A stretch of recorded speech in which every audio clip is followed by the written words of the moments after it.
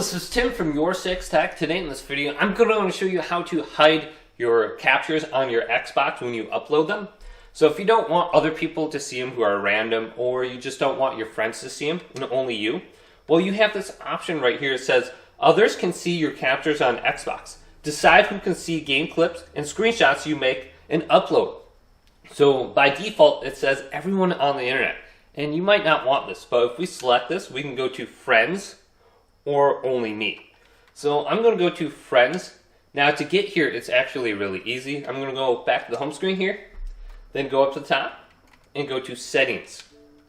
Then go to Account, go to the right, and then go on down to Privacy and Online Safety. Now type in your password if you do have one.